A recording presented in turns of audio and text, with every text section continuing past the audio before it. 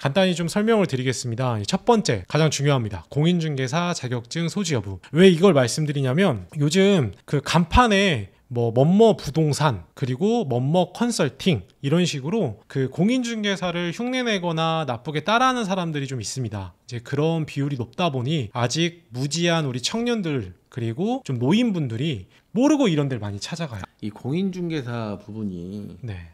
그 전에는 이제 지금은 좀 전문적인 분야라고 사람들이 생각을 많이 하는데 네네. 한 30년이나 20년 전에는 어르신들이 이제 소일거리로 좀 하시는 경우들이 많이 있었잖아요. 그럼요. 예, 그러면서 지금도 이제 뭐 1인 사무실도 많이 있고 네. 근데 1인 사무실에 계신 분이 자기가 자격증이 없고 네.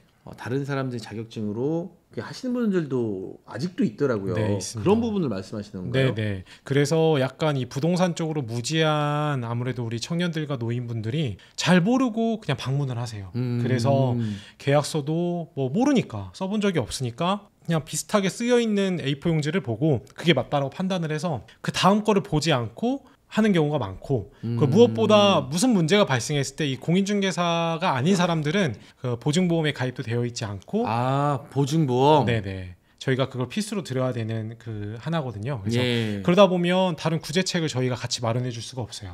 그러다 보니 비교적 위험한 물건도 중개해 줄 수도 있고. 근데 이제 네. 그런 문제가 있는 것 같아요. 이제 사실 계약서를 그러니까 성인이 된 이상 네. 자기가 그걸 꼼꼼하게 읽어보고 하나하나 문건에 대해서 네. 정확하게 다시 물어보고 이렇게 해야 되는데 네.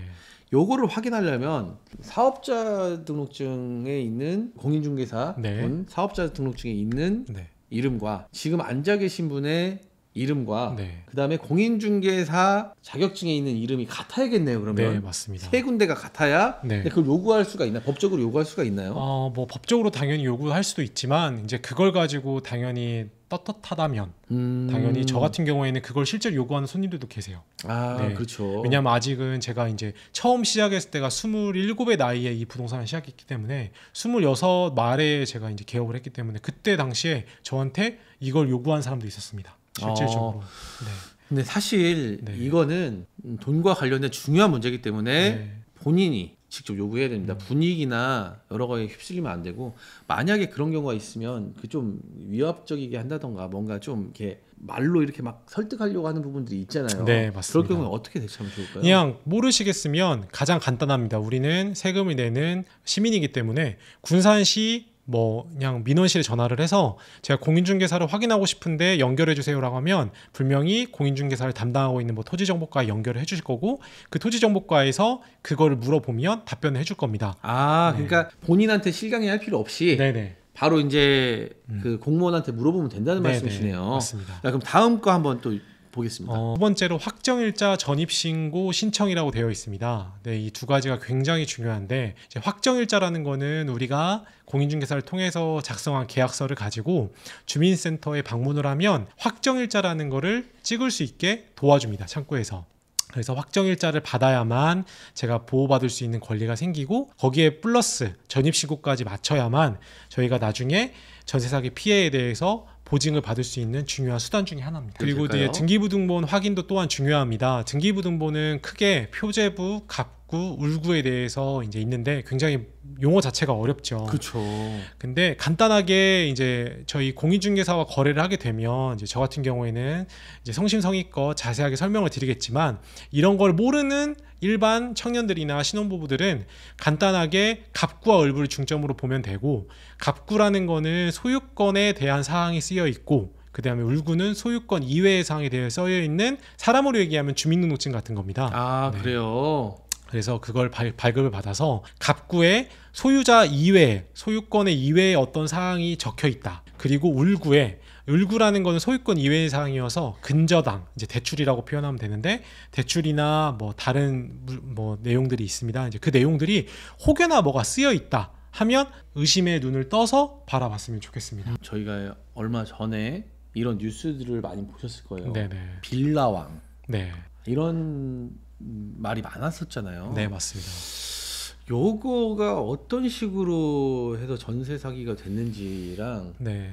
왜 아파트왕이 아니라 빌라왕. 빌라왕일까 이런 좀 의문점이 있을 수 있잖아요. 네.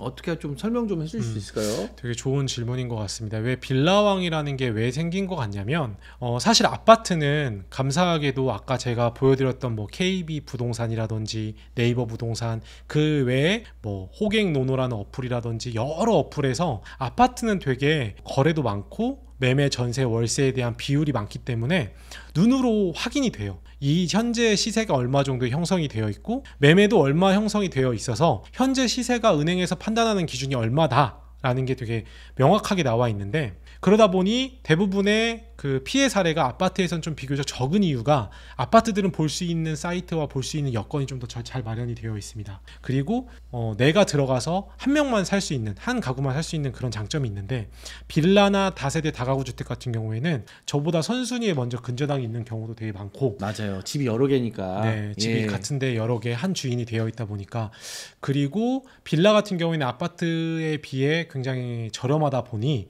대부분의 투자자들이 되게 많은 걸 소유하고 있어요. 그래서 연대 보증이라고 해서 한 가구에 뭐 100일호부터 뭐 400일호까지 같이 묶어서 대출을 실행한다든지. 그러니까 그런 경우가 있을 수 있겠네요. 네, 이제 그런 경우는 보면 등기부등에 보면 뭐 내가 들어가는 1억짜리 아파트 빌라에 뭐 30억 가량의 연대 보증이 쓰여 있는 경우도 있어요. 1억? 네. 1억짜리 빌라에 들어가는데 네. 30억이 연대 보증에 되어 있는 있다고요? 경우도 있습니다. 그럼 네. 뭐 이게 찾을 방법이 없을 것 같은데. 이제 그러면 이제 이거를 나쁘게 악용하는 사례가 굉장히 많아요. 그럼 나쁘는 사람들은 내가 갖고 있는 게 30채다. 뭐 40채다. 이거를 합차면 뭐 대략 매물 가격이 40억대, 50억대다. 그러니 안전하다. 네. 근데 그거를 확인할 수 있는 방안이 사실 너무 없어요. 그러다 보니 이렇게 선량한 우리 청년들이나 이제 어른분들이 그런 피해를 좀 당하는 사례가 많지 않을까. 법적인 제도 개선이 조금 필요한 부분이 있겠네요. 그럴 수도 있죠. 예.